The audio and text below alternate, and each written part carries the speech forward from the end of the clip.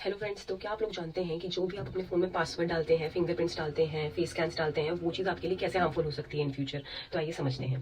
दोस्तों, हमारे कॉन्स्टिट्यूशन के आर्टिकल 20 सब क्लॉज 3 में ये चीज़ साफ साफ कही गई है कि किसी भी इंसान को लीगली फोर्स नहीं किया जा सकता अपने ही खिलाफ किसी भी विटनेस को प्रूव करने के लिए, या किसी केस में खुद ही वो अपने खिलाफ विटनेस बने। उसमें साफ साफ रूल अगेंस्ट सेल्फ इंक्रिमिनेशन को मेंशन किया गया है हमारे कॉन्स्टिट्यूशन के आर्टिकल 20 सब क्लॉज 3 में। इसमें हम ये समझते हैं कि जो हमारे फ़ोन के पासवर्ड्स होते हैं, फिंगरप्रिंट्स होते हैं, फेस स्कैन्स होते हैं, इसका क्या रोल है। फ्रेंड्स, जो भी हम अपने फ़ोन में पासवर्ड्स और पासकोड्स डालते हैं उसको इस आर्टिकल के अंदर प्रोटेक्ट किया गया है। वो इस तरीके से, क्योंकि ये माना जाता है कि जो हमारे पासवर्ड्स और पासकोड्स होते हैं वो हमारे मेमोरी में स्टोर्ड होते हैं, और जब भी हमसे वो पूछा जाता है हमें अपनी मेमोरी से उस चीज़ को रिकलेक्ट करना पड़ता है, प्रोसेस करके बताना पड़ता है। Legally nobody can force you to speak your mind, ये चीज़ साफ साफ कही गई है बहुत सारे लैंडमार्क जजमेंट्स में।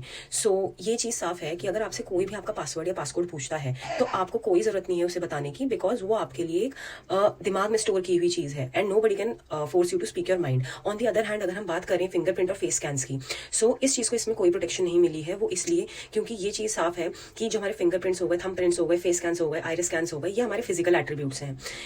इसके लिए हमें अपने मेमोरी से कुछ भी कलेक्ट करके रिकलेक्ट करके नहीं बताने की जरूरत।